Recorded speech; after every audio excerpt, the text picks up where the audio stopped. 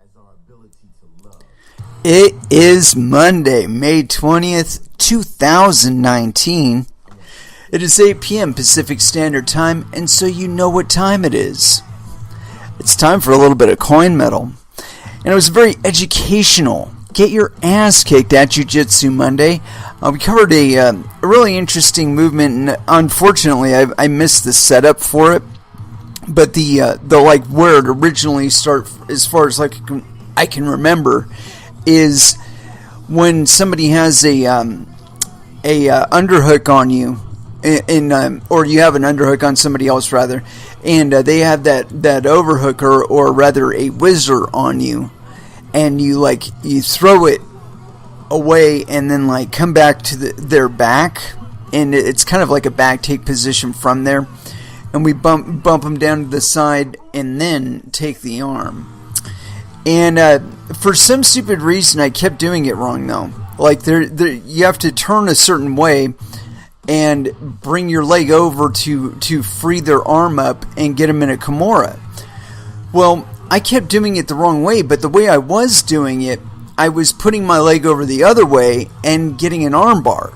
And a pretty fucking mean arm bar too, because like I went through it with my partner a few times where I was putting my pressure directly on top of him to get that arm around to a Kimura position. Because like the first transition or I don't know, first version of this that we covered was just to a Kimura, and it was a pretty mean Kimura. But I noticed when I did it that I really liked keeping my weight really on top of my opponent.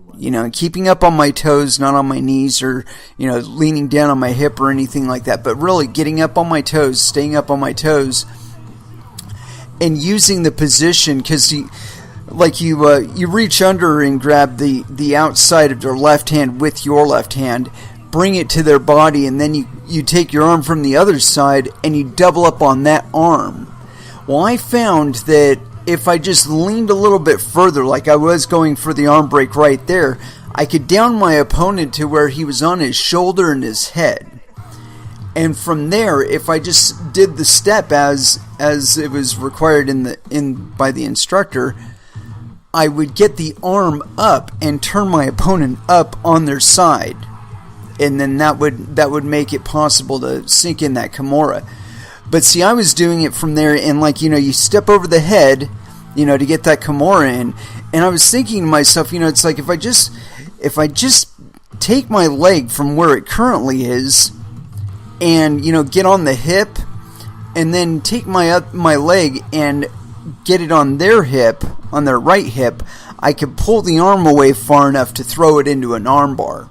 Just guide the leg up under the arm as I'm coming around and transitioning into that armbar position, and then hooking the wrist and extending. And as a matter of fact, that's what I did a couple of times, because it seems so like automatic. It's like, oh man, it's right there. It's right there. I could just put my foot up on the hip and push it off, and it's there, armbar all day long. So that's more or less what I trained. I wish the instructor would have corrected me on it, but then again, at the same time, I'm kind of happy that I did it that way, because it was like, yeah, that's a really high pressure position to be in, especially if you're trying to transition into a Kimura or, again, an armbar position. As far as sparring goes, I got my ass handed to me today, man. It's like one of those days that made me doubt my fucking jiu-jitsu. It's like, why am I even here, man? But it was a Monday, so, and unfortunately I didn't get in on the 6 a.m. class, and I find that's really intrinsic to starting my week off right. But I think that I can still make it through the rest of the week and get a better week out of it. But just the same, I really felt kind of weak out there today, man. I mean, the opponent that I was going against is very good, and so he was putting a little additional pressure today on, and I certainly felt it. Although I don't think he actually got me to a submission per se. We did stall out a couple of times where, I couldn't really move from where I was without giving up something that would have put him in a better position, and he couldn't give up any of the pressure he was putting on me, or I would have been able to get into a better position. So I just said, hey man, this is it's kind of a standoff here, so let's go ahead and reposition and start again. And that's exactly what we did, or standstill rather.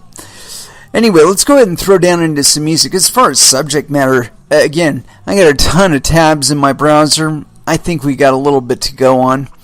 If not, I'm sure I can find something. The Twitter sphere is always full of stuff about crypto. And as far as our first dance goes, I think this one's appropriate. Body count. Talk shit, get shot. Here on Coin Metal. First dance.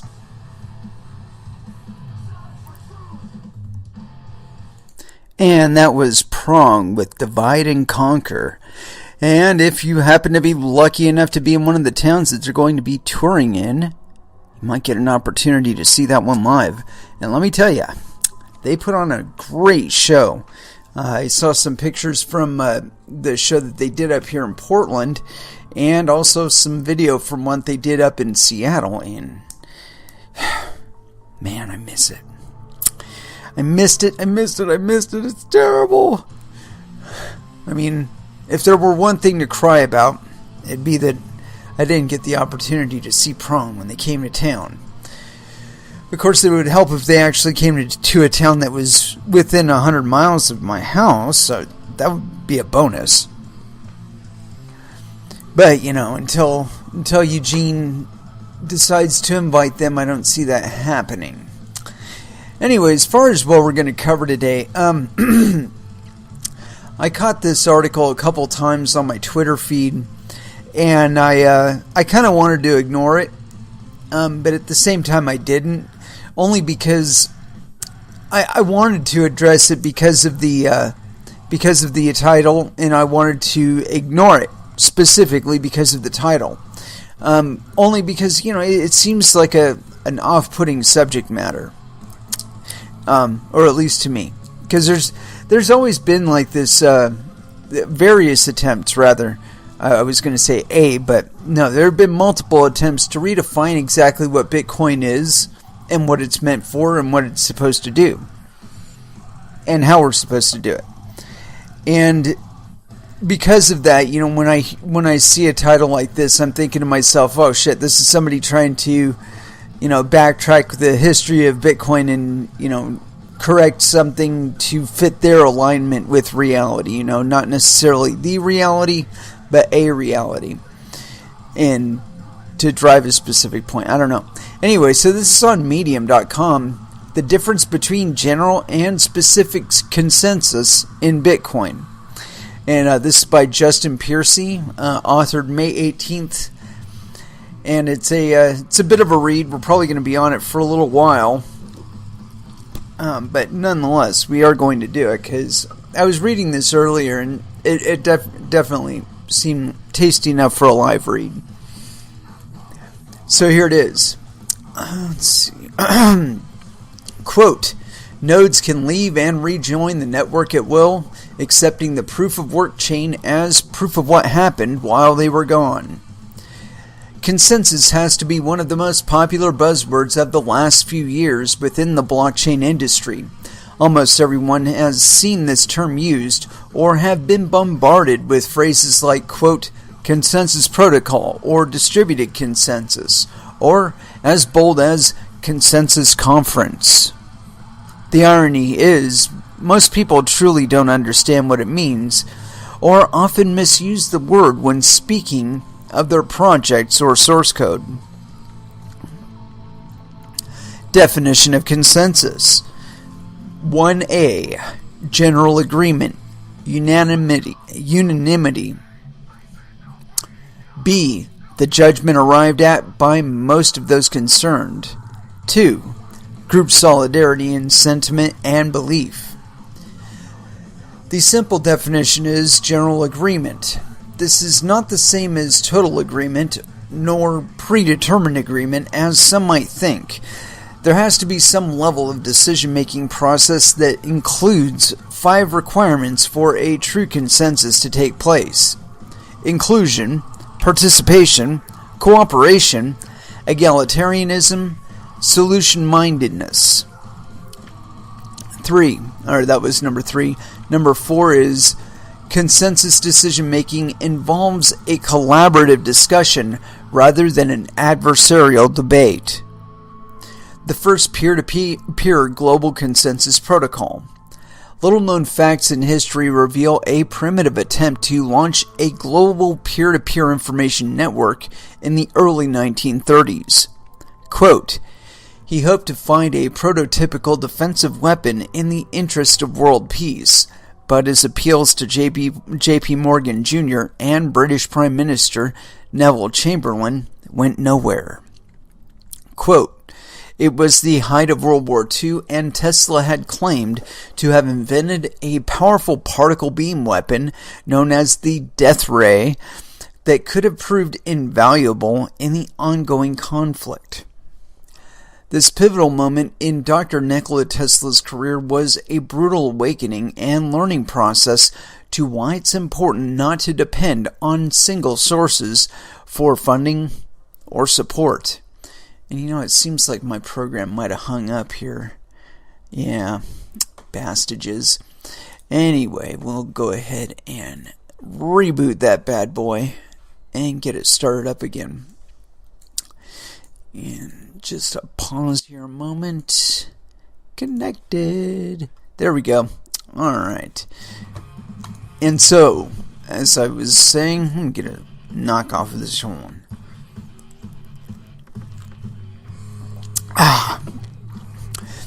This is a quote from some book, I guess. He hoped to find a prototypical defensive weapon in the interest of world peace, but his appeals to J.P. Morgan Jr. and British Prime Minister Neville Chamberlain went nowhere. Quote, it was the height of World War II, and Tesla had claimed to have invented a powerful particle beam weapon known as the death ray that could have proved invaluable in the ongoing conflict. I wanted to make a minor adjustment on this. This pivotal moment in Dr. Nikola Tesla's career was a brutal awakening and learning process to why it's important not to depend on single sources for funding or support. He quickly realized that a global marketing effort must be done to secure funding as well as to ensure global peace. He implemented his consensus mechanism by sending an investment prospectus with limited versions of its death ray blueprints to the governments of the United States, the United Kingdom, France, Canada, Soviet Union, and Yugoslavia.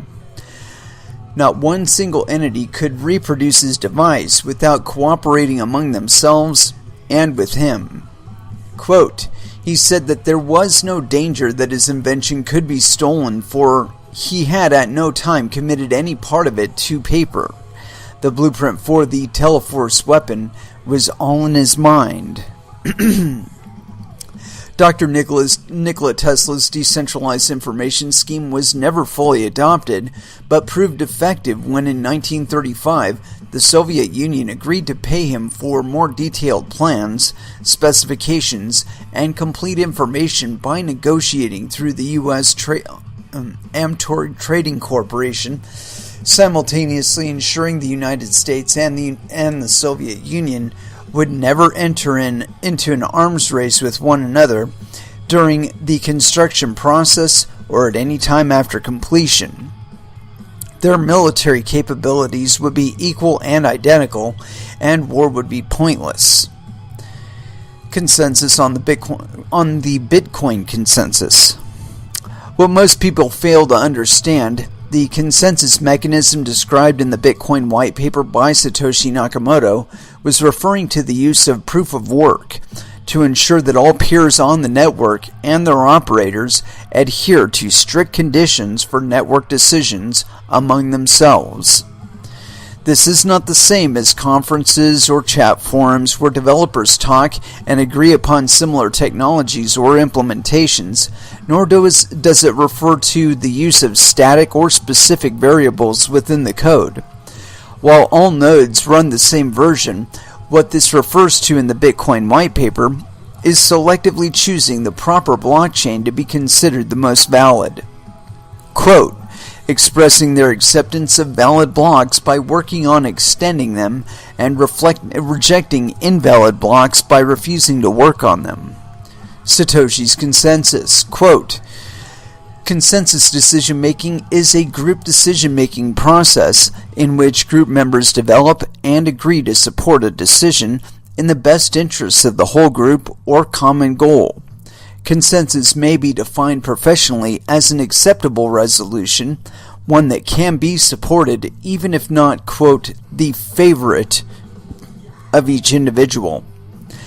It has its origin in the Latin word consensus, agreement, which is from consentio, meaning literally feel together.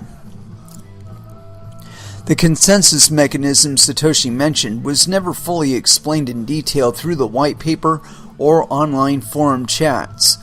After careful study of all core source code, versions 9 and prior, it becomes clear that the vast amounts of functions and their outputs determine the outcome of the wallet software and is later recorded on the blockchain as historical evidence. The wallet software does not start executing code from number 1 sequentially to line 10,000 plus, ensuring all local variables are in agreement with those from other nodes. Source code is separated into specific files containing functions and classes referenced as objects with variables contained. These are created, cloned, and destroyed in real time via random access memory, modified and executed when called upon by other functions. The core of the software requires that all functions work and cooperate together to achieve a common means to the same end. The path of execution is not static. It does not remain constant. Function output is influenced by already loaded objects, their states or environmental variables on the network, and even past calculations on the blockchain itself. How does Bitcoin resist censorship and fraud? Quote, one of the primary reasons why I created Bitcoin was to make a system that could act without needing regulatory control over the base money supply and still retain a level of resistance to fraud. And that's by Craig S. Wright. Contrary to Mr. Wright's claim that he created Bitcoin to replace regulatory control over the base money supply, this experimental network protocol was created to explore the, quote, crazy concept that computer source code running on a decentralized, distributed network of peer nodes could in fact enforce regulatory control over the base money supply without human intervention or a centralized digital authority. This was a revolutionary concept that had never been tried in the past before. Consensus through peers does not replace the need for laws and regulations to be implemented and followed or adhered to by its users or participants. It was never designed to ensure all other network users are protected under all use cases. It was never intended to be used to circumvent already existing financial laws. It was never intended to replace the internet as we know and use it today. The Bitcoin network itself does not minimize crime and was never designed to do this. Mr. Wright proliferates everywhere that he created a decentralized monetary system to ensure criminal activities are traced and prosecuted. But almost everyone who truly understands blockchain technologies and the origins of Bitcoin unanimously agree it was to prevent hyperinflation and monetary policy manipulation from central banks or corrupt regulators and governments. Satoshi made this motive self-evident to anyone reading the text embedded within the first block, number 0. Quote, The Times, 3rd January 2009, Chancellor on the brink of second bailout for banks. Bitcoin was launched during a time of global civil unrest, explosive distrust in Wall Street, well earned by the way, and the Federal Reserve, along with governments with ties to the banking sector, which is pretty much everyone. This was a chaotic time in humanity's history, shortly after the real estate derivatives bubble crash of 2008 and demise of the E-Gold and Liberty Reserve and similar centralized digital payment processors. Along with an escalating collapse of global fiat currencies, economists, entrepreneurs, and average users were seeking for a system that could be implemented quickly on a global scale to ensure all untrusted parties using it would need to follow the guidelines set forth upon inception and could not alter the rules on a whim for their benefit. Yes, all transactions are transparent, but they're pseudo-anonymous to protect privacy, not to prevent or encourage criminal activities. Using Bitcoin as a tool for law enforcement entrapment would be quite an ambiguous scheme and would never be considered a primary method for collecting evidence. Craig Wright did not invent Bitcoin. This is not opinion. It is a simple provable fact.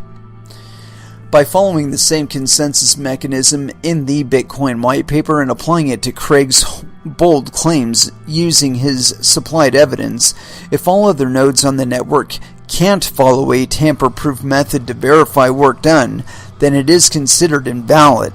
You can mine all day and night to create a chain offline or write countless fictional articles of value. You can't reconnect and then attempt to forcefully replace existing work done on the global network that you were never part of to begin with.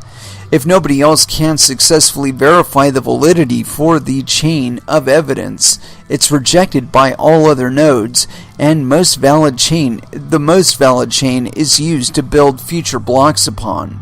That was Satoshi's original vision. Craig Wright and all of his supporters can keep their bullshit vision, and they claim to continue encouraging users to embed unfiltered web content directly on the blockchain through MetaNet. This was never part of the original Bitcoin and was never written in the white paper. Anyone who denies this obvious use case contradiction of a network intentionally separated from regular internet traffic are perpetrators of fraud or uneducated in all aspects of it. Yes, that includes the exchange services providing liquidity along with the media regurgitating lies without doing proper due diligence. Seek legal advice soon. Craig and Enchain have a history of working with the banks during the time he describes as between 2013 and mid-2014. What he wants the public to believe through his countless Medium posts is that he was working to involve the banking sector to support but not hinder Bitcoin mass adoption. This outlandish lie could not be further from the truth. Corrupt developers got paid to take Satoshi's consensus mechanism where not one single node can influence the network operations without agreement to where a single node can influence the entire network history all the way back to the past Genesis block as seen from technical analysis of the chain archive and IBD updates. Blockstream formed in 2014 by what some believe to be Bitcoin development contributions later turned out to be exposed as a central banking-backed investment firm, number 12. Whoa, I'm going to have to check that one. They ruthlessly hijacked future developments and forced many core developers to leave the project through harassment, slander, manipulation, or other questionable tactics. They went to work on altcoins. Bitcoin primarily uses a specific static consensus mechanism. Quote, according to Gavin Andreessen, checkpoints were originally introduced in response to an overflow bug which would permit anyone to spend anyone's bitcoins. Specific or static consensus that all nodes on the Bitcoin network must follow are clearly defined as constraints within the source code. Examples can be found in the file named consensus.h, located within the source code of newer Bitcoin versions. These variables used to be within other sections of the codebase in the past, but they remained constant. Block size limits, maximum transactions per block, block time spans, etc., are shared among all nodes on the network regardless of network conditions. Nodes can easily be confused to accept an invalid chain through simply because it has more proof of work compared to its fork counterpart. This is known as an unexpected chain hard fork. In the past, the process of selecting the most valid chain, ignoring the obvious exploited one, and rolling back to a mutually agreed checkpoint was done by developers, exchange services, block explorer operators, and merchants. A painstaking task of identifying the blockchain pivot point, invalidating unsuspected users' transactions long after they've been confirmed, was usually more damaging in terms of reputation than monetary losses incurred. Peers and node software compounded the attack vectors through exploited flaws in their wallet software that caused their Bitcoin wallet to crash or go offline due to resource exhaustion and get stuck on an invalid chain. Bitcoin Core 11 was a historical release. Blockstream developers, not Satoshi Nakamoto, integrated their attempts to automate and increase processing time, the blockchain reorganization process, after a normal chain fork/split. Node prioritization by exploitation of DNS seeds opens yet another attack vector. This update included an initial startup routine to connect and query a central server to receive a list of other peers and connect to in the future. Oh shit, what if they spoof that? DNS seeds, chain active, and initial block download were apparently designed to prevent nodes from getting stuck on invalid blocks, and to ensure that the chain with the most proof of work would always win in the race. In reality, they compromised the integrity of the wallet and consensus. Quote, "We sync from everyone we can, though limited to one during initial headers sync." Neglecting to verify the validity and consensus among all nodes on the network has opened new attack vectors that can easily be exploited if someone did manage to outpace honest miners or cause majority pools to go offline. Prioritizing a forked chain through header flooding can be done for all minimal investment and technical understanding. This is self-evident to all developers that attempt to use the Bitcoin codebase as is for their altcoin projects. They need to constantly ensure that they have the majority hash rate on the network. This is costly and wasteful, and in reality, just another centralized static consensus mechanism specific to certain conditions only. As of Core 18, Bitcoin still requires human supervision and intervention during times of non-consensus among the nodes regarding the blockchain state. Chain active and initial block download have changed the fundamentals for Bitcoin to maintain pure consensus. Looking into the source code further reveals the ability for an attacking chain to be broadcast to all nodes, forcefully rolling back blockchains from the current block 583.969 plus as many blocks as the attackers wish, all the way back to 533.59, known as the last static checkpoint.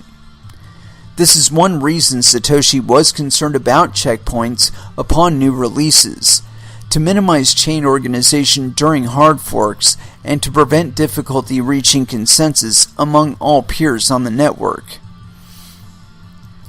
Satoshi never fully completed the source code reorganization process in early versions to securely automate and decide to mine blocks based on their validity as determined by other nodes on the network, or intelligently handled the chain reorganization process. Checkpoints implemented during wallet releases are only temporary protections for chain forks. Bitcoin has been designed to select the chain of blocks with the highest value of proof of work by default.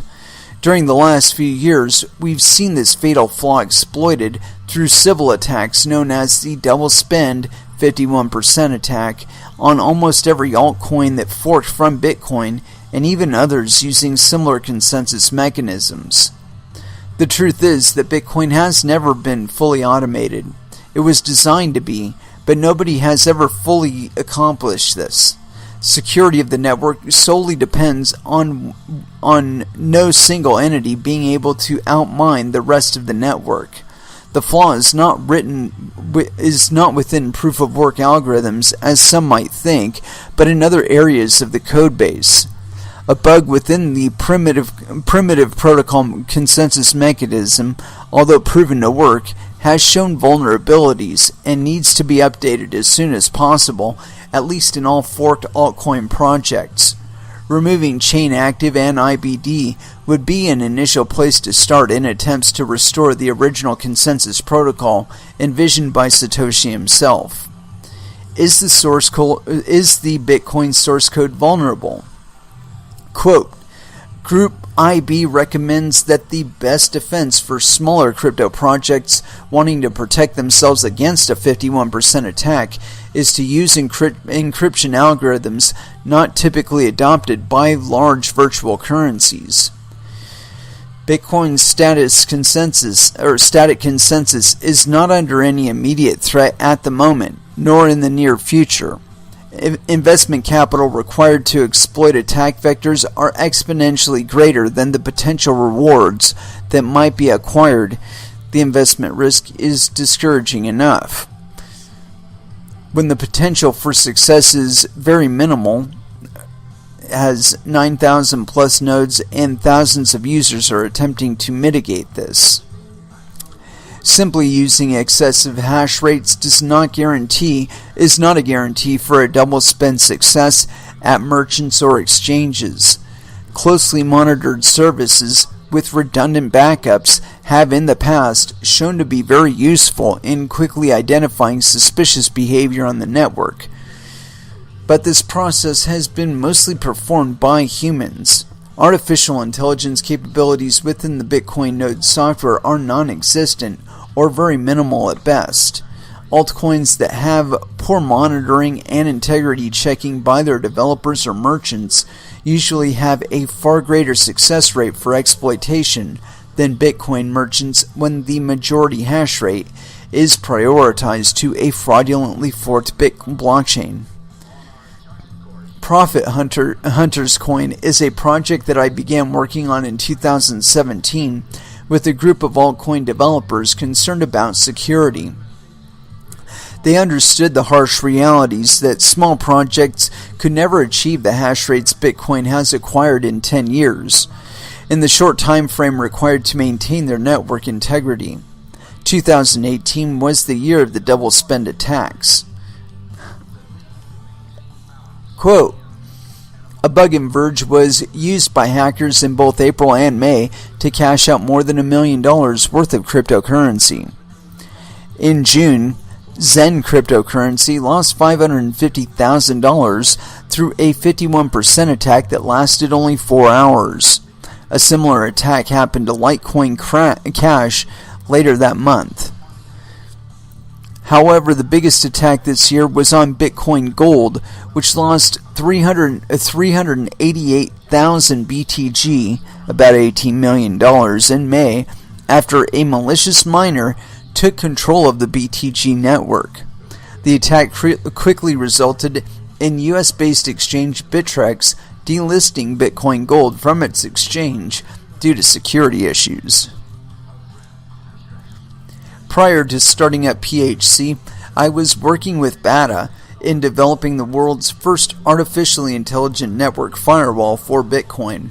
It was highly effective in mitigating potential attacks or excessive centralized mining. It was not perfect by definition, but it did in fact work. No financial losses were ever incurred from BATA merchants while the Bitcoin firewall was operational. Daily attacks lasting for almost a full year gave me an extra advantage to learn in real time how the exploit was performed and how to make the nodes on the network learn normal network conditions from other nodes and compare that with attacking ones, filtering out abnormal behavior.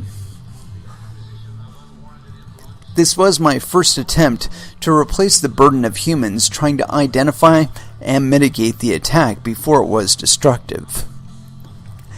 Countless projects vanished into oblivion, kept operating with an exploited blockchain, or tirelessly attempted to patch the vulnerabilities.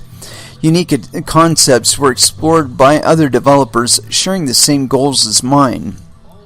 One effective countermeasure was multi-algorithm coins that forced new blocks to be created by a different hashing method in sequence. Other solutions opened new attack vectors with a quick fix, such as implementing staking and removing proof of work entirely. Most developers were simply forced to mine their own coin at a loss just to secure the network from unwanted forks, and others simply hoped the problem would just go away. In an ill-fated attempt to prevent future attacks was to use custom algorithms that ASICs would not be able to mine, ignorantly forgetting that those chips can and will be produced if the return on investment is substantial. Unfortunately, this is the point when security of the network goes to null, as seen with the X11 algorithm. What kind of general consensus update does Bitcoin need? Critical updates must be made as soon as possible to remove Craig Wright, N-Chain, Calvin Ayre, Jimmy Nguyen, Adam Back, CEOs of corrupt exchange services, news sites, along with Blockstream's ruthless influence on future development, reversing the chain active and initial block download update. They're obsessed with spreading misinformation, personally attacking core developers by spreading libel and slander daily to justify their deceptions and confuse average users with intellectual property theft. Blockstream's satellites might need updating or could be incompatible with a rollback to Core 8 consensus. That's only negligible, as most users do not access the Bitcoin network in this method anyway.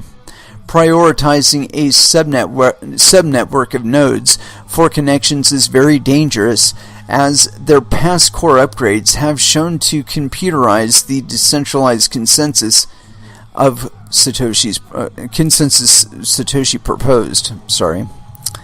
Operating without regulations, orbiting in outer space, Blockstream Bitcoin half nodes make it quite convenient to ensure block headers, along with their self-defined quote best chain, are broadcast throughout the chain reorganization, as their uptime is 100%, forcing all other nodes to roll back in accordance to a single peer only. These pseudo-nodes are financially supported by the central banking cartel that has been taking advantage of our global economy since 1913. They should not be trusted under any circumstances to be seen as leaders among an industry that was designed to make their centralized control of political and financial power obsolete. One effective method to mitigate Blockstream Satellite's attack vector on the Bitcoin network would be to aim a directed energy weapon at them in orbit, instantly rendering them non-operational permanently. Actually, there's an easier thing than that. See, they're just renting time off of a fucking satellite. They didn't actually put a satellite in the fucking air. So basically, if you took out the satellite that's supporting their transactions and whatever they're doing, chances are you would be wiping out like Netflix and stuff like that too. So yeah, directed energy weapon is probably not a good idea. Continuing. Dr. Nikola Tesla would be proud to know his technology was used for defensive purposes and for the benefit of humanity. Well, I happen to agree with that. Trademark protection regarding the first Bitcoin, BTC, should not only be followed by exchange services, merchants, and regulators, but the users themselves. Bitcoin Cash and Bitcoin or BSV should be forced to remove Bitcoin from their name and to respect the intellectual property rights regarding the source code they both stole from core developers while marketing themselves as legitimate supporters. Their pump and dump scheme for the coin that started the crypto industry today is blatantly obvious and should be further investigated by the proper authorities. Market manipulations on the grandest of scales went unnoticed and will continue to be detrimental to beginners entering the marketplace. At the moment, Bitcoin does not need to change anything. It's still secure. A specific consensus should be reached soon regarding block size limits or micropayment flooding to ensure transaction times are not affected by increased use. Block size increased to 2 MB without changes to SegWit, also preventing dust transactions, would not adversely affect the Bitcoin protocol or open new vulnerabilities. It has lots of improvements that can be done, but an agreement must be reached before any of the changes to the code can be made. What are a few upgrades that could benefit Bitcoin in the long term? Potential updates are currently being independently tested using the PHC source code base, more specifically on the testnet as a proof of concept. New enhancements have been added to the old Bitcoin Core 8 code and have already shown promising success to be implemented into other altcoins and even Bitcoin, if ever required in the future. Turbo Sync and Network Socket Timeout. Network Sync Improvement. Early versions of Bitcoin are notorious for connection issues, slow and unreliable network synchronization between peers. These issues have been fixed. Idle nodes unable to properly communicate are automatically disconnected from the network to ensure available socket connections for active peers only. Speed improvements have been added to the network protocol upon the network connection handshake process between nodes, exchanging a value based upon desired maximum speed for the connection session. Without any adverse effects, this small improvement has shown big results. As much as 5 times the default speed increase could possibly be scaled even higher. Bitcoin Firewall. Artificially intelligent, real-time network protection. Node traffic is individually evaluated through analysis of send and receive data signatures compared with other nodes on the network, taking into consideration of their mutually synchronized dynamic checkpoints. Identification, attack mitigation, and network normalization are fully automated by the internal wallet functions. The basic machine learning processes enables the firewall to identify bandwidth abuse, invalid and forked wallets, along with nodes attempting to make a 51% attack on the network with near 100% accuracy.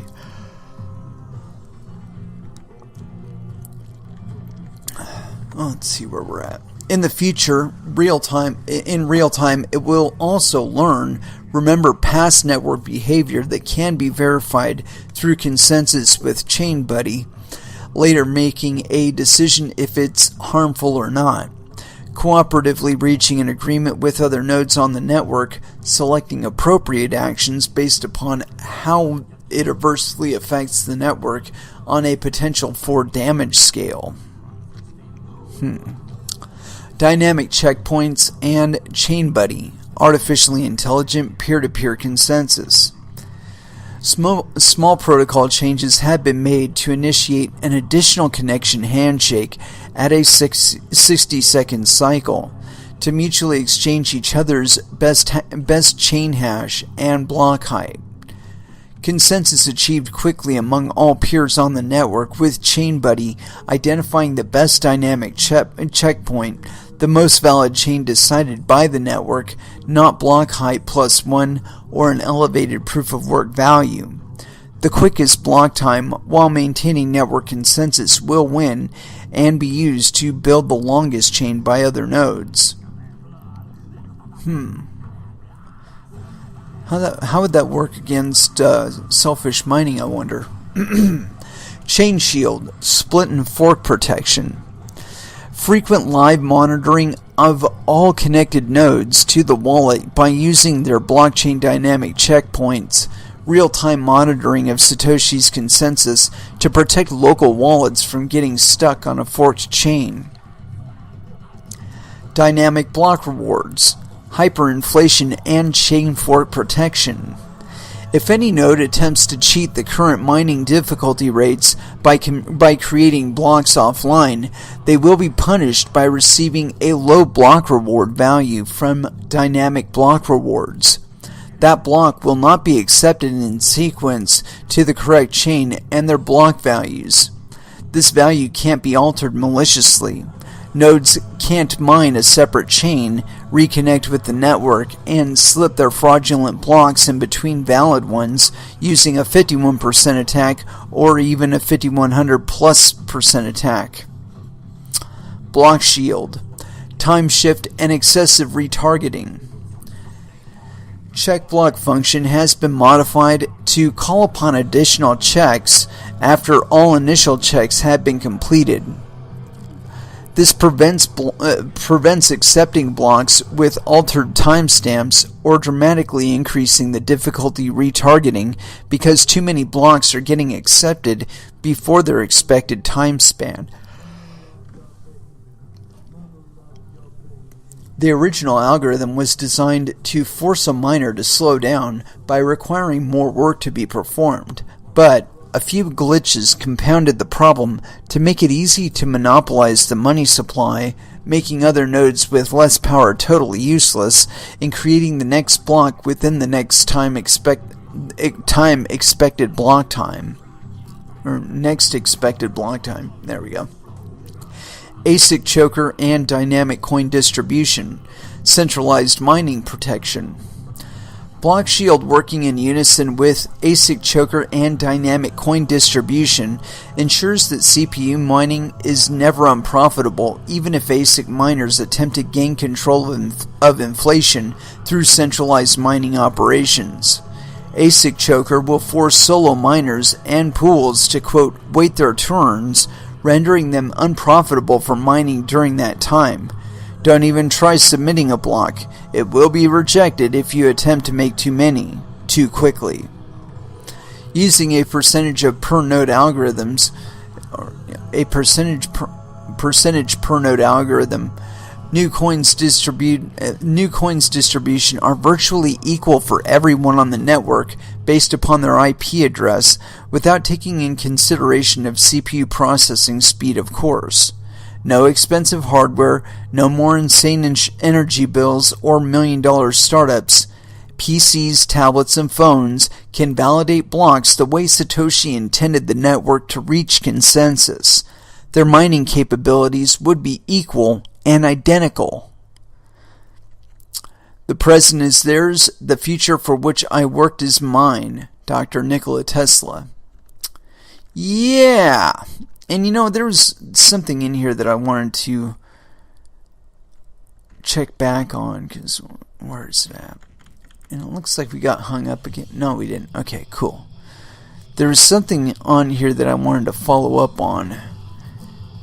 And it might be this one. Oh, no, there it is. The Bilderberg Group. Huh? Block button room 1.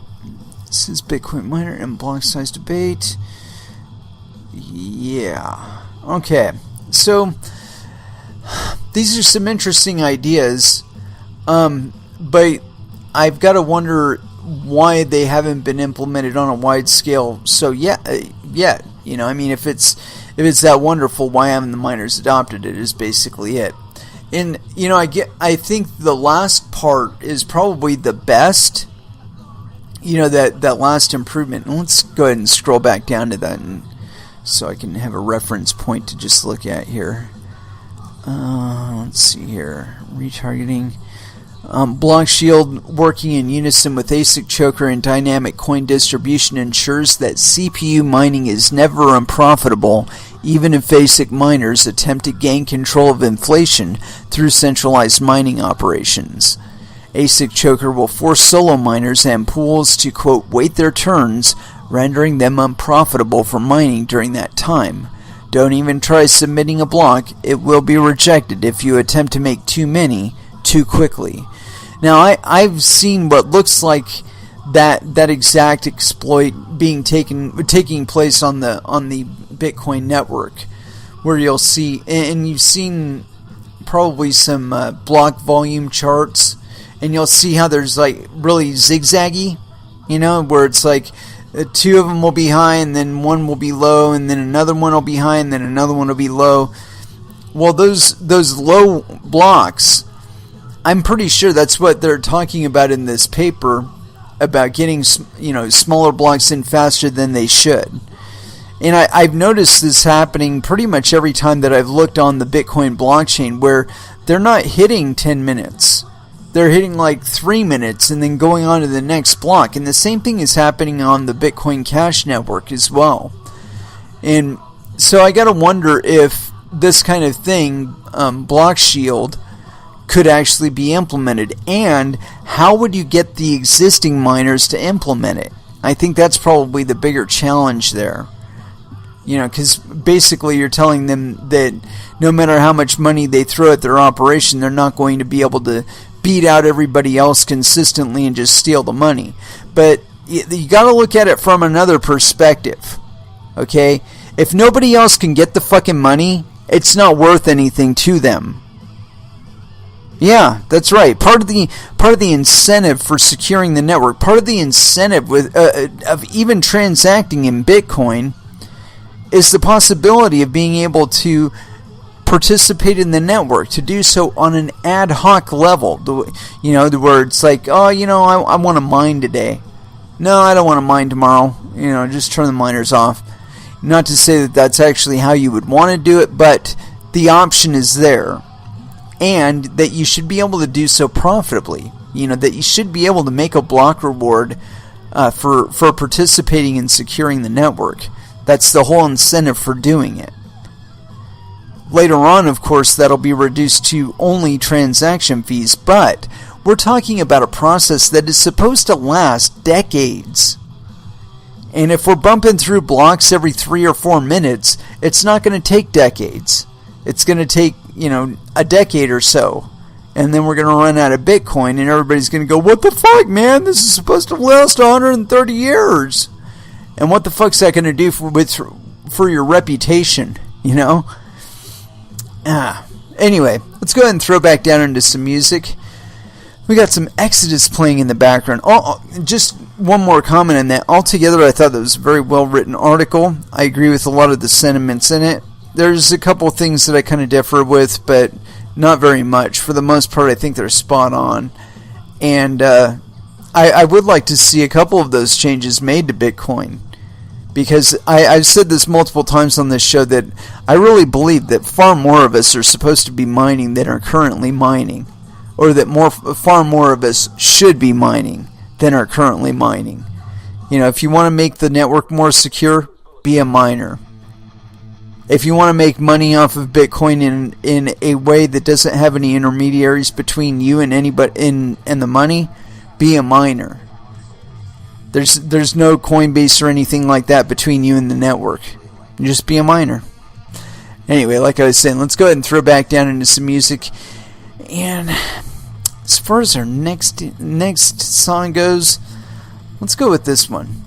The New Priesthood by Dark Angel, here on Coin Metal.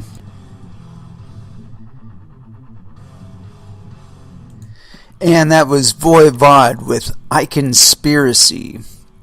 Man, I'll tell you what, for a band like them, it's very so innovative. If you listen to their music and really understand what they're doing there, it's so fucking wild. Really, I want to start like a GoFundMe petition to get them to play McDonald Theater or McDonald Theater. I think that would be awesome. Get them to play in Eugene at the McDonald Theater. See fucking Voivod. That would be fucking awesome. And Prong. That would be even better, honestly. They did play in Eugene one time, a long time ago, in this little venue called the Wow Hall. And I feel so terribly disappointed because I happened to be in town that night, like bar hopping or something like that, and I really should have been at fucking Prong. If I would have like really known it to be true, I would have like been there. You know, if I had like a little bit of advance notice, perhaps I would have fucking been there because I love Prong. Anyway, I got a couple of little tidbits I scrounged up during the music break, and kind of going along this theme of consensus. And this one is on CoinDesk.com. MakerDAO fee decrease stalls amid decline in token holder voting turnout. This is by Christine Kim, authored May 20th, 2019, 1637 UTC. No penis. After an initial round of polling on Thursday, MakerDAO token holders have failed to finalize a decision to decrease fees for users on DAI stablecoin loans taken out through MakerDAO's programmatic lending protocol. On Friday, a secondary round of polling was launched in order to execute a 2% decrease to MakerDAO fees in the system. However, for the first time, the minimum threshold of 117,631.90 Maker tokens was not reached over the weekend, and the executive vote remains unfulfilled, with a total of 46,546.86 Maker tokens staked. Taking a step back, MakerDAO is the most popular decentralized finance application in the cryptocurrency industry, according to decentralized application tracker DeFi Pulse, which could be a skewed voting system, who knows. MakerDAO has issued over 81 million DAI tokens, backed by the world's second largest cryptocurrency in the world, Ethereum. For the first time in 5 months, MakerDAO tokens agreed to reduce accumulating interest, called the stability fee, on all MakerDAO DAI loans from 19.5% to 17.5%. However, the majority vote threshold itself was actually reached by a total of 2 large token holders who collectively staked 54,000 Maker tokens and outweighed other polling options, which had a higher number of individual voters, but with a lower number of tokens staked overall. Quote, "There are 2 major important signals the community should be monitoring," highlighted head of community developer at MakerDAO Foundation, Richard Brown, in a Reddit post. Quote, "MKR staked, which determines the governance polls and the overall voter turnout. We need to know as a group if 2 large holders push through a vote while a majority of smaller holders voted differently. Being able to have this information is important for the community in order to identify disconnects."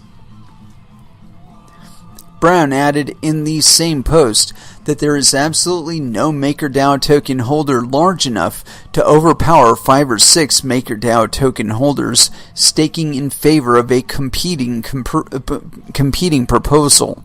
However, as noted by a Reddit user in response, token holders no longer feel safe staking their Maker tokens after a critical vulnerability was disclosed roughly 2 weeks ago that could have frozen user funds.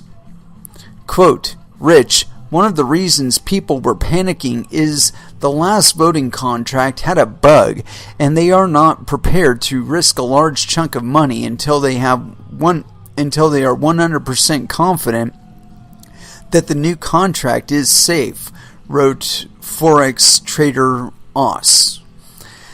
The new contract has half maker than the last one.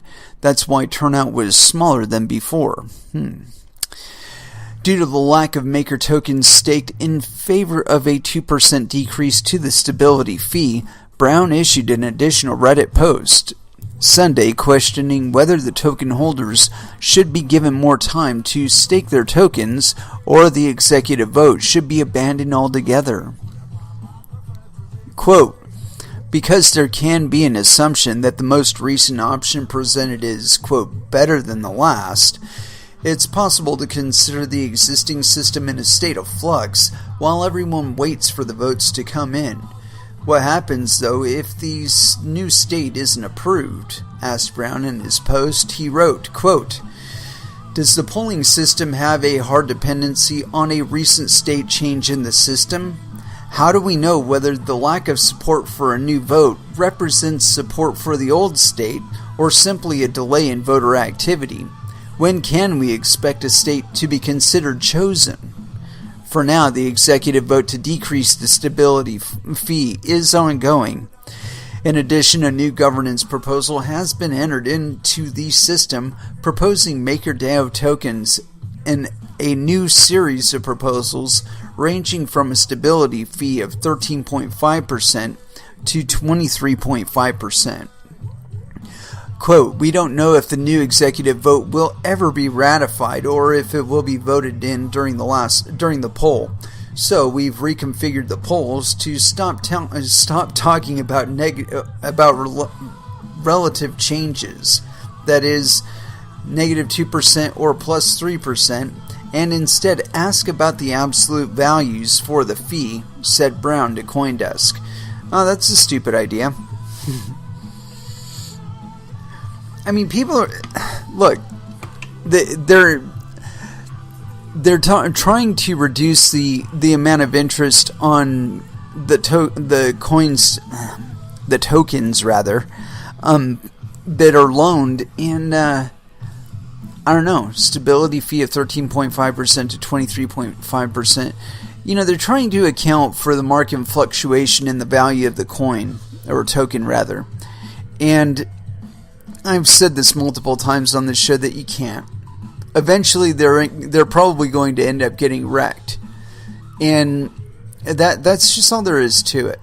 You know, that I don't know why people think that stability is actually possible when we're utilizing as an intermediary of value or a determining factor in the value of cryptocurrencies, national fiat currencies.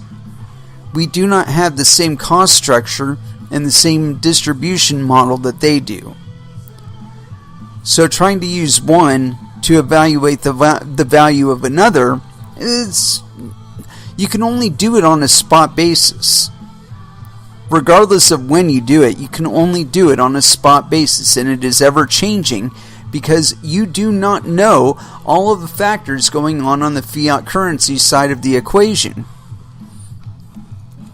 You know, for all you know, in the next hour, the Federal Reserve is going to issue $2 billion additional dollars every hour on the hour for the next week to their select banks that they want to distribute the funds to. You don't know. They don't have to disclose that anywhere except for in retrospect when they say, oh yeah, by the way, we lowered the interest rate by 0.5% and did a little bit of quantitative easing. You know, or we're planning to do some quantitative easing. They've already done it. It's already had the market impact, but then they later announce that they're going to do it. And usually the first place that you see it is in oil and gas prices. And this has been monkeyed around a little bit, but to some extent you actually have to have physical above ground reserves to be talking about a price for them. You know, even confirmed reserves are not confirmed in the ground reserves are not enough anymore to convey the level of trust that you would need in order to ascertain a definitive price on it in fiat currencies or any other currency for that matter. But I've talked about this a few times on the show, that really the production cost and the willingness of others to use it as a currency unit or something like that should be the determining factors in the price. So if you're mining Bitcoin or whatever, and the rate of return is such that you can make enough to keep going and put $1 or $2 in your pocket, then that's pretty cool. But again, on the other side of the equation, if they're just pumping out dollars left and right, you can't consistently price it in that. So when you're looking at things to buy, you have to look at like oil and say, okay, how many BTUs of energy were dedicated to this? What's the per gallon amount of effort and maybe even money, how much you invested in it? That would be a consideration, and trying to use that as a means of a metric of valuation between items. So if you're pulling oil out of the ground at, say, 100 gallons an hour, you can use that against the hour on the Bitcoin network on what its performance was during that time, and ascertain an actual exchange rate between the two commodities without the intermediary of $1. You know how much electricity you dedicated to extracting that oil out of the ground. You know how much fuel you burned in extracting that much oil out of the ground. You know how many manpower hours you dedicated to extracting that oil out of the ground. And you know exactly at what rate you paid them. So you have an idea of exactly how much energy you dedicated to extracting the oil out of the ground. If you can compare that to exactly how much energy was dedicated to mining the Bitcoins over that hour period, like I said, you can ascertain a true real-world price between the two items. And again, without the intermediary of the dollar. And you can do this with any cryptocurrency. And of course, your time and effort is probably going to be evaluated differently. And of course, the exchange rate between Bitcoin and other cryptocurrencies and the currency you're being paid in should also be a consideration as well. But you're going to be looking at coins in that kind of context. You're going to be looking at coins and determining by the coins and their characteristics which one you want to be paid in. And if you're skilled enough, you can be looking at that chart and saying, this particular coin is really, really down right now, but from the looks of the chart, it looks like it might be going into an uptrend. So I'm going to get paid in it, and I'm going to hodl it for about a week, and then when I put it on the exchange, I'm going to make a 0.5 cent return or maybe more per hour that I dedicated to work. That's the kind of power that banks have only had. When people downplayed the monetary aspects of cryptocurrencies, they completely delete this from the conversation. And I mean, I don't know why we aren't a little more ardent on trying to catch people at that and hammer it home in their heads that's really the whole point of this stuff. Find the best way to pay one another, And again, I was talking about the differences between gold and Bitcoin to somebody that was following, I think it's Peter Schiff. And this person did not seem to understand that value in and of itself is an entirely subjective estimation. You value Bitcoin differently than I do. It's entirely subjective. And because of that, nobody else could tell you how to value Bitcoin. And you can't tell anybody else how to value Bitcoin. So when I hear Peter say something like, if Bitcoin had no value, what are you talking about? If a miner mined it and it exists, somebody values it. You don't dedicate computing power to things you don't value. Especially not in cryptocurrencies. I'm not trying to mine Ripple. Why? I don't like Ripple. You know? If I were to be mining anything right now, I'd either be mining Bitcoin, Bitcoin Cash, Verge. I'd be mining a currency that is used right now. And that I can look at the market and say, you know, I like this one and I don't like this one.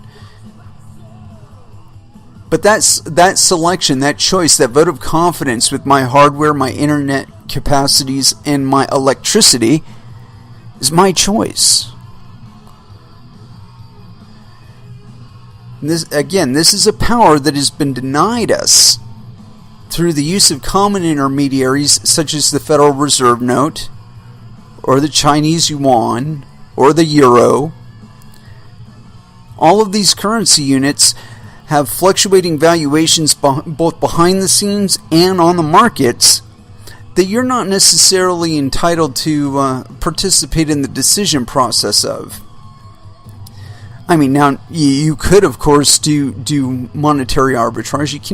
You can rub the coins together just like the banks do and squeeze out a little bit of arbitrage there.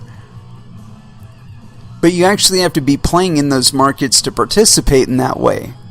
And most of us are just victims to what's going on on that side of the market.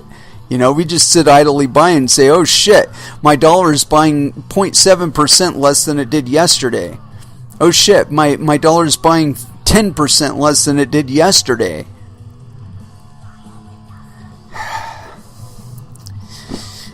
Again, it is not the position of anybody to tell you how to value cryptocurrencies. And that is the difference between it and fiat currencies. That is probably the most important one that's coming to finance and digital commerce. Anyway, getting back to it, I got another article here. Venezuela tries to avoid U.S. sanctions by trading in rubles and crypto. And this is on Coindesk.com. This is by John Biggs, authored May 20th, 2019 at 1930 UTC. Yes, penis. Venezuela and Russia are in talks to use the ruble as in mutual trade settlements, thereby abandoning the commonly used U.S. dollar in country-to-country transactions. Further, the two countries are considering using El Petro, Venezuela's oil-pegged cryptocurrency, as another medium of exchange. Venezuela's UN representative Jorge Valero told Russian House organ Russian Today about the upcoming trade plans. The petro is pegged to the value of a barrel of Venezuelan oil, and the national currency, the bolivar, is pegged to the petro. Venezuela hopes to avoid sanctions by disconnecting from the U.S. dollar, and the petro is an integral part of this process. It is also, quote, swapping crude oil for imported projects, according to RT. RT writes, quote, the diplomat stressed that the U.S. penalties against Venezuelan oil sector, along with freezing its dollar accounts, has had an enormous negative impact on the country's economy. The measures deprived the Latin American notion of free access to international financial support and investments in its oil sector. The U.S. Treasury imposed sanctions against the Venezuelan government and its crypto exchange Evrofinance after Petro's launch. The Treasury wrote that Evrofinance's involvement in the Petro demonstrated Maduro's hope that the Petro would allow Venezuela to circumvent U.S. financial sanctions. Given there are no open crypto exchanges and no real way to pay with crypto in Venezuela, even after months of effort, this effort to route around sanctions appears aimed directly at getting Venezuela's catastrophically broken government back on track, but may or may not have much effect on the local economy. Yeah. Venezuela has been a subject that's been very, very close to my heart in with regard to cryptocurrencies.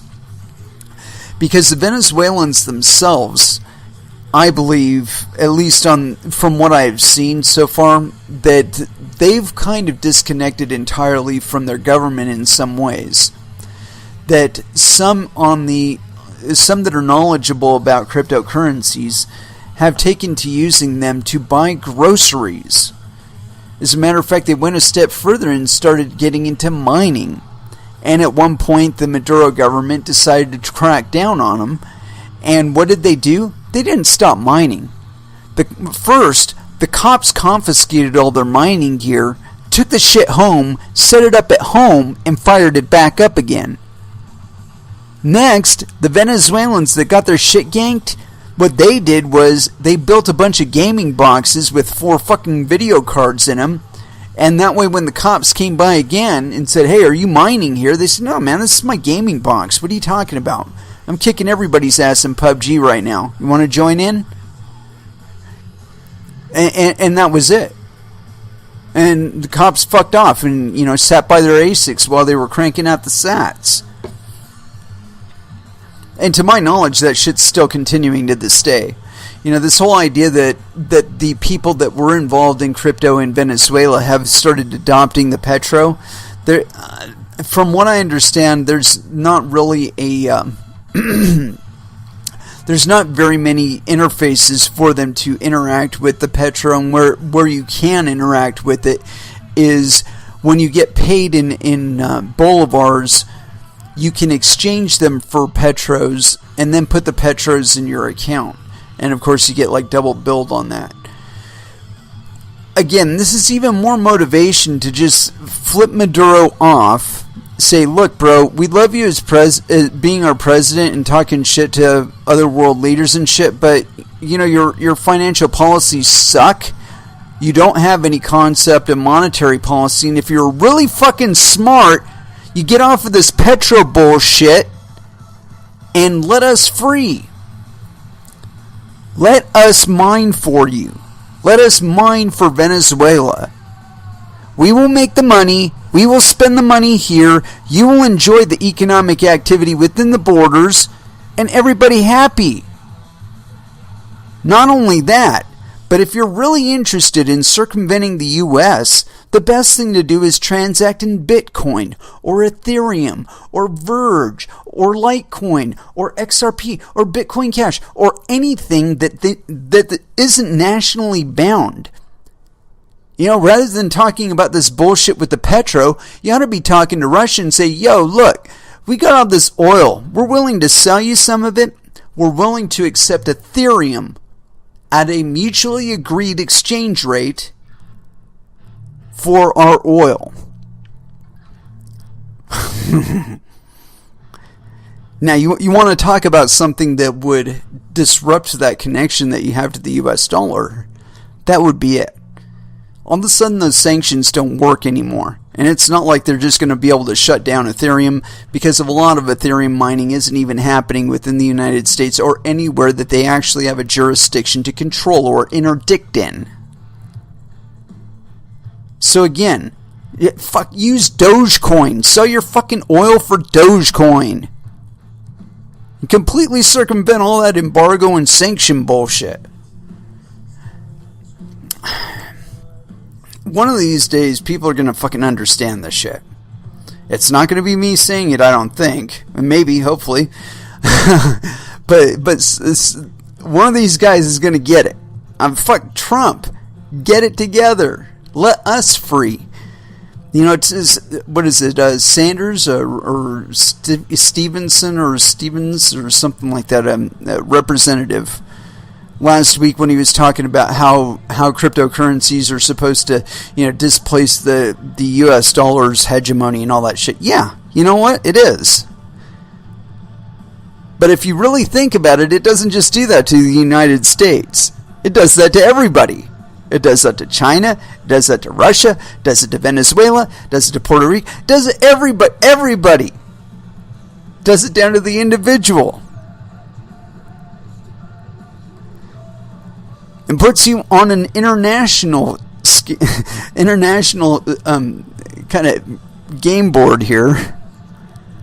that isn't isolated to one nationality. It isn't isolated to one continent even.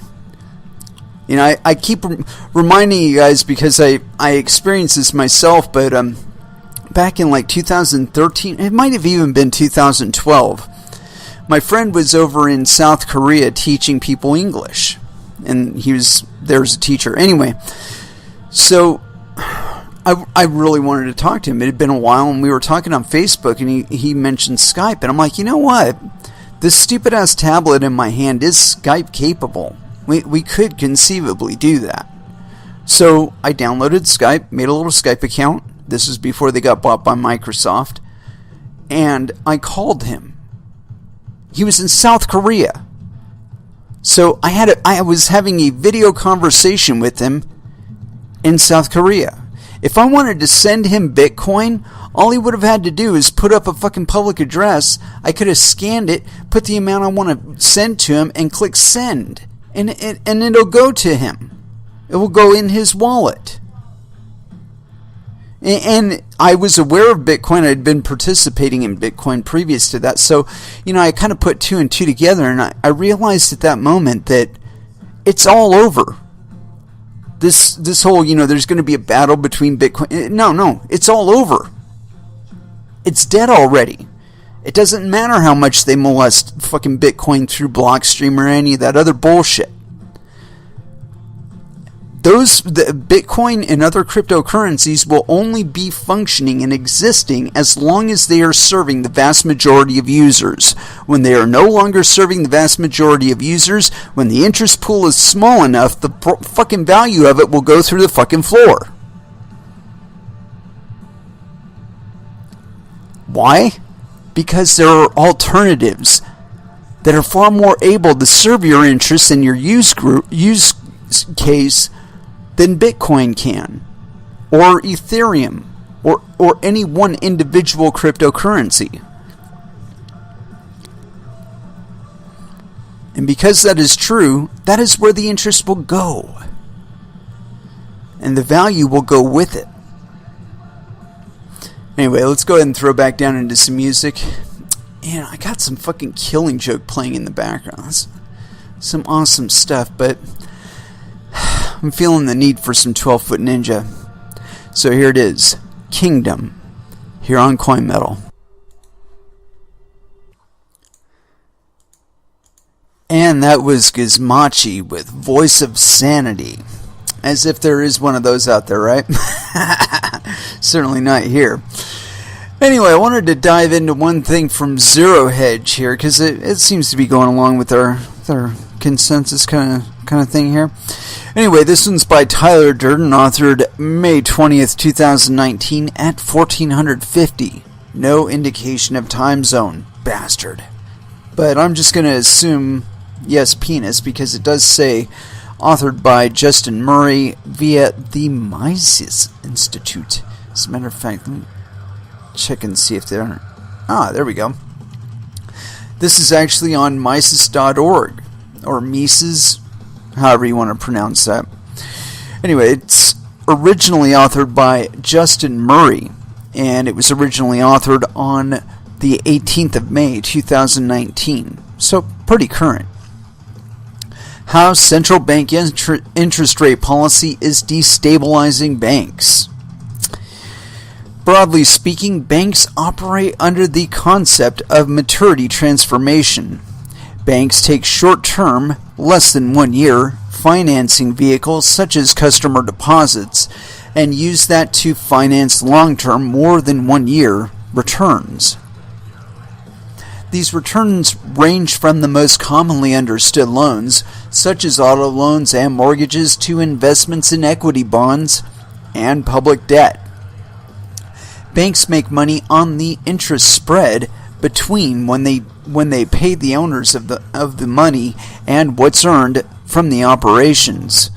Banks also make money on other services such as wealth management and account fees, though these are relatively small compared to the maturity transformation business. In terms of assets, the primary asset a bank holds is the demand deposit, also referred to as the core deposit. These are your everyday savings and checking accounts. Banks also sell wholesale deposits such as CDs, have shareholder equity, and can also take out debt such as interbank lending. As these assets are owed by someone else, or owned by someone else, each of them demands a return for the use of those assets. These are part of the costs of operations for a bank. There are also more fixed operating costs such as employees, buildings, and equipment that must also be financed. So, a bank will take assets and formulate loans on them. Like most of the world, the U.S. operates on a fractional reserve system, one where banks originate loans in excess of the deposits on hand. Take a look at the balance sheet of a large regional bank, 5/3 Bank, for example. For the 2018 fiscal year, 5/3 reported non-capital assets of $94 billion and a deposit base of $108 billion. However, the cash and cash equivalent component of these assets stood at $4.4 billion, or just 4% of demand deposits. It is critical then that the bank convinces those depositors to keep their deposits with 5/3 and not request a withdrawal. Doing so would collapse the bank, as it's unable to quickly make good on any withdrawal request greater than 4% of the deposit base. To do this, the bank pays the depositor interest on the deposit. How the collapse happens. This is where interest stability becomes a problem. When the Federal Reserve manipulates interest rates, banks are able to project fairly steady expenses for operations. While a business likes it when operational costs are relatively constant, this creates major problems for the banking system. When interest rates are supposed to be near 0% for, say, a decade, the banking system builds up an income portfolio that is anchored to that near 0% cost of money. Back to the 5/3 balance sheet, we notice that the bank's returns were $5.1 billion, or around a 5% average return on assets. $4 billion of those returns are tied up in $94 billion in long-term lending. Interest expenses came in at around $1 billion, or a little over 1%. The company also has $3.9 billion in relatively fixed operating expenses. Basically, 5/3 Bank is operating on fairly thin profit margins relative to the bank's asset base, which makes the bank highly vulnerable to any interest rate fluctuations. It also makes the bank this is my addition. It also makes the bank subject to the possibility of a lot of money laundering and other illicit activity that banks tend to engage in when they need to provide some liquidity to the market. Continuing on, let's say the Federal Reserve then begins to step up the target interest rate. As the Fed reduces competition on the market and sells assets, interest rates rise as these new assets begin to compete with existing assets. 5/3 then runs into a problem. If the risk-free rate starts to rise, depositors will look at that paltry deposit return and begin to wonder why they're keeping their money in the bank when other low-risk vehicles are now offering higher returns. Since 5/3 can't afford to lose much cash, the bank will be prompted to start raising deposit rates since they want to keep money in the bank. They will also have to refinance short-term revolving debt at a higher rate. The quandary to the bank is that nearly their entire revenue stream is made up of fixed return vehicles. The effective spread between total costs and total revenue is just 0.2% of assets. This means that if financing costs increase by more than 20 basis points, 5/3 Bank begins to take a loss.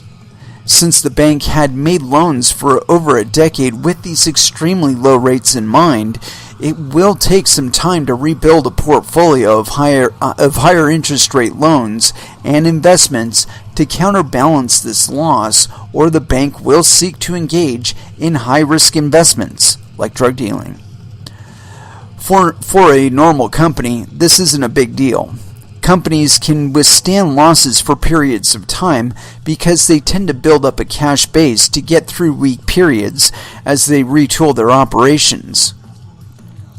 A bank, though, lacks this flexibility, as they have to retain cash ratios to facilitate depositor withdrawals. A mere 1% increase in total borrowing costs to 5/3 will see the bank run out of cash in just 4 years. But since the bank has to maintain ratios, this will prompt the bank to begin selling assets to take on additional loans. The problem compounds twofold from this point for 5/3. First, the primary assets are income generating, so for every asset sold to keep cash ratios afloat just exacerbates the cash bleed, and any new debt has interest expenses that need servicing without a corresponding asset return. Second, the assets have rates below market rate, so have to be sold at a discount, i.e. at a loss. Compounding further, every bank is operating like this. Every bank is operating on thin margins that assume a perpetual near zero rate regime. If one bank has to unload assets to keep cash ratios intact, all the banks are inevitably doing the same. The largest portfolio item is usually the one that attempts liquidation. In 2007, that was home mortgage. This sell-off is self-reinforcing and creates a collapse, since there aren't many entities out there with free cash available to absorb this mass sell-off. Hence why the second largest asset class sitting in the Federal Reserve today is pre-2008 non-performing mortgage-backed securities. The MBS holders, banks themselves, were stuck holding the bag. Banks ran to the last entity with cash available, the one that prints it for a bailout. Central banks will inevitably respond by trying to stabilize rates again, generally suppressing rates below the last cycle's floor.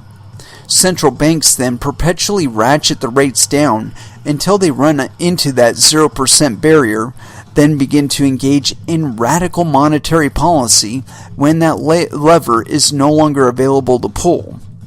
Canada's pattern since 1980 is a perfect example of this, with an ever downtrending sloping roller coaster. How to avoid this? If banks didn't operate in a world of constant interest rates, an increase in rates wouldn't be an especially large problem. First, if rates are fluctuating, banks naturally hedge against changes in interest rates. When they originate rates at a higher level and rates decline, they will enjoy a higher average return to build a buffer for when rates rise again. Second, if rates engage in natural fluctuation, banks would be hesitant to finance long-term loans using short-term vehicles. Fractional reserve banking partially operates on the expectation that interest rates will remain stable for the long run. If the cost of money next month could be 20 basis points higher than it is this month, banks will have incentives to seek fixed financing solutions as opposed to leveraging depositor money. In other words, banks would likely cease engaging in maturity transformation, since the risk of interest rates exceeding the return on the entire portfolio is just too high. That, or at least limit exposure to this form of lending to something less than a gaudy 27-to-1 leverage ratio, and promote sales of fixed financing like CDs. Market uncertainty and the removal of central banking backstop would create a more stable banking system, which means naturally moving towards a full reserve system. Yeah, in order to do that, you actually have to have a non-debt vehicle as your monetary unit. Yeah. Let's check into some of the comments here. And Dwayne Dibley says, in terms of assets, the primary asset, or this is a quote actually, in terms of assets, the primary asset a bank holds is the demand deposit, also referred to as the core deposit. These are your everyday savings and checking accounts. Dwayne chimes in, deposit accounts are not assets of the banks, they are liabilities. Bank debt obligations. What can be asserted as assets of the bank is the money assumed to have been deposited by the account holder or to the benefit of the account holder. As banks are known to create deposit accounts and then add to deposit accounts without the benefit of the corresponding amounts of money, and all available data demonstrates this fact, there is no legitimate or theoretical means by which anyone can construe deposit accounts as being, quote, assets of the banks. 97% of all deposit accounts are naked accounts. There is no money that can be associated with their existence. The vast majority of loans created by banks are variable interest rate loans, which means that banks are not prone to suffer if interbank rates go up, unless the ensuing rise in consumer rates cause debtor defaults. Yeah, I can understand that one. Max B&B says, in response, when you deposit $100 in the bank balance sheets say asset 100, liabilities 100. Problems start when the bank can loan your 100 to me, but at the same time promise that you can have it as well. Yeah, there you go. Let's see if there's any other ones in here. Heretic Jones says, there was a Far Side cartoon in the 80s or 90s in which a cow has a disturbing realization that he has been eating grass all along. The farmer can control the availability of grass in space and time. He can maintain an abundance of grass with no scarcity. If a bank issued fiat currency and the bank's little whipping boy, the state, are analogous to the grass and the farmer, I hate to think what that makes people. Yeah, bank poo-poo. Let's see here. Yeah. Anyway, I'm not going to go through all of the responses here, just to say that this seems like a very astute observation. And the problem with it is that the banks are the valuating arbiter, and they don't necessarily act at the behest or benefit of the customers or the market at large. Sometimes they're operating exclusively in their own best interests. And usually when they're evaluating things, that's their first concern in mind is, are we going to make a profit? Because if we're not, then we're probably not going to want to do this. And, that again is the problem. That without the voice of the market being directly heard, with an intermediary in between that gets to reevaluate the things being said and the terms being asked for, and just reconstrue them on their own for their own benefit, you end up with vast disparities in the market. And we see that everywhere that we look these days. That there are places where money should be spent that it isn't being spent, and things that are really gaudy and overspent on are popping up all over the place. And we can complain a little bit about that in crypto, but it's a reflection of the greater market at large. That the money needs to go somewhere where it can create some sort of productivity. And that includes just a little bit of money made on the exchange rate between cryptos and fiat and so on and so forth. But it's got to be some production of capital over what currently exists. Otherwise it's just a hole in your asset sheet that's bleeding out, like is suggested in this article. And I think that's one of the more important aspects of cryptocurrencies is that you create the value, and so you have a say in exactly how you value it. You know, I mean, when I say it, I'm talking about the monetary unit in concern. So, you know, if you're mining Dogecoin, and when you sell your Dogecoin into the market that you've mined, you're determining the market price that you're willing to accept for it. And nobody can actually impose that on you. They can ask for more, they can ask for less, but that's their decision. You know, but I've often said that at the point that I do get into mining again, I'll be doing market sells. I'm not going to be doing any retail on it. You know, I'll be putting up a market price on there.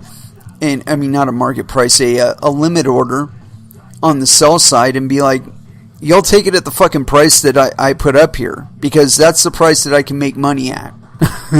and if you're not willing to pay it, then it's just going to sit there in the order book until you are. You know, I think if people were a little more cutthroat like that we'd see a lot more resolution in the market that we don't see right now.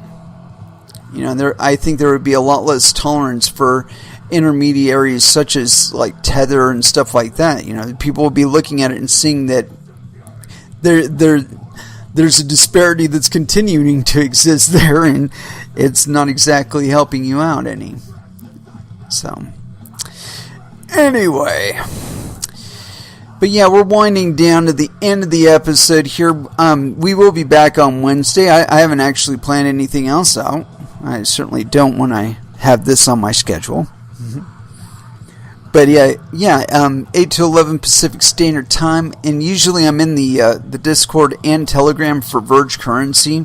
So if you ever want to chat or whatever, usually I'm there on Twitter and Facebook. So hit me up, man. I'm here. But yeah, as far as our last dance is concerned, as usual, I never pick one until it's like time to do it, you know? So I'm still up in the air as far as what to go with. I think some Tool would probably be good at this time, because I think a lot of people are kind of toolish out there. Yeah, I'm not going to give away any Game of Thrones spoilers, only to say that I thought they really condensed a lot of shit that they shouldn't have, and really expanded a lot of shit that they shouldn't have, and dragged a lot of shit out that they shouldn't have. But altogether, I think it was an appropriate ending. Certainly much more bloodless than the one certain entities, or a certain entity, had in mind. But you know, you kind of saw it coming. You know, if you followed the story arc long enough, you kind of saw it coming. It was kind of inevitable. It's kind of the best resolution to the problem, I think. Anyway, with that, I would like to close out this episode. Thank you very, very much for listening. I certainly do appreciate the support. As I said, we will be back again on Wednesday. And so until then, I want you all to trade safe. Do your homework. And watch out for your own bunghole, because nobody else is going to do it for you. Thanks again for listening, and you all have an excellent evening. Our last dance for tonight, Tool, Vicarious, here on Coin Metal. Thanks again. Good night.